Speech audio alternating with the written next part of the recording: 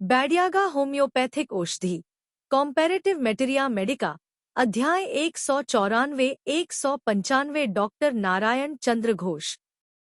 Europe के जलाशयों में उत्पन्न स्पंज।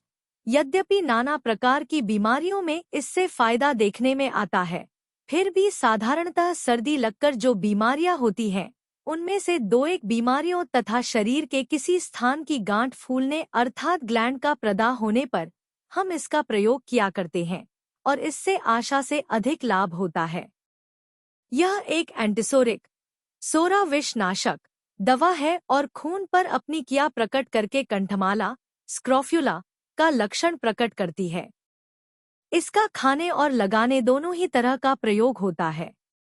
इसका रोगी गर्मियों में अच्छा रहता है, किंतु जाड़ा और बरसात उसे सहन नहीं होती। सर्दी खांसी ठंड लगकर नाक से तरल पानी की तरह नई सर्दी, श्लेष्मा बहना, छींक आना और हरारत, स्पिरिट कैम्फर, नेट्रम म्यूर, व्यारसेनिक, मर्क्यूरियस तथा उक्त प्रकार की सर्दी से क्रमशः दमा की तरह खिंचाव, सांस लेने और छोड़ने में कष्ट इत्यादि लक्षण प्रकट होने पर भी इसके द्वारा अनेक स्थलों में फायदा होता है। एरालिया देखिए। इन्फ्लुएंजा, हुपिंग खांसी और प्लूरिसी के सुई गड़ने जैसे दर्द में भी यह लाभदायक है। बाघी ब्यूबो गर्मी की बीमारी से उत्पन्न बाघी। इसमें जंघा, संधि या राग की गांठ कड़ी और फूल जाती है। भीतरी दवा सेवन करते समय इसका मदर टिंचर ऊपर से लगाया जाए तो बहुत फायदा होता है। गांठों का फूलना, गाल, गला, गर्दन का पिछला भाग, बगल, कान की जड़ और जबड़े की गांठों की सूजन तथा बाघी की, फिर चाहे वह प्रमेह, गर्मी, प्लेग वगैरह किसी भी कारण से क्यों न हो गांठ पत्थर की तरह कड़ी रहे तो इसका व्यवहार करना चाहिए।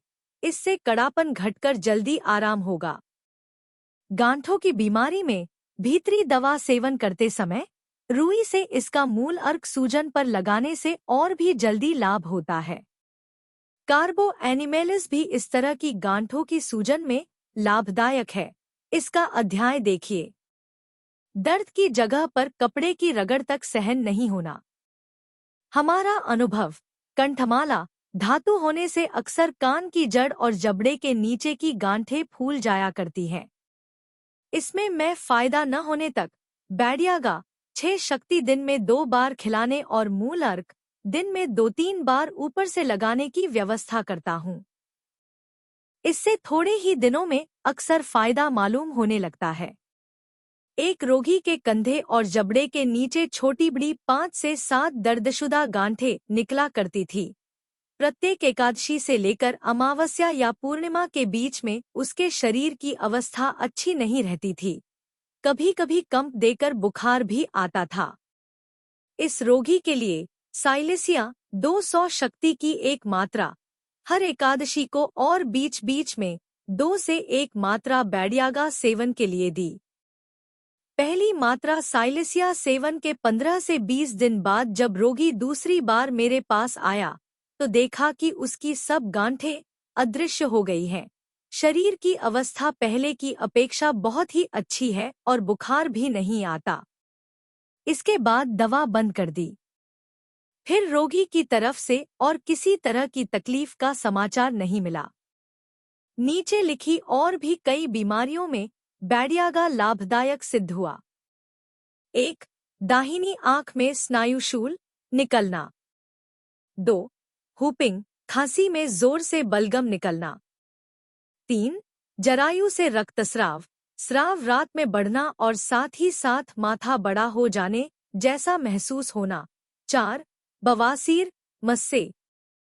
5. घोड़े की लात का घाव, घोड़े के खुर की चोट। 6. शरीर की सभी पेशियों और चमड़े में इस तरह का दर्द कि जैसे किसी ने मारा हो, स्पर्श तक सहन न होना। सदृश baryta carb, आयोड, merc, phyto, spongy, साइली। क्रम 3x 6 शक्ति। Subscribe please.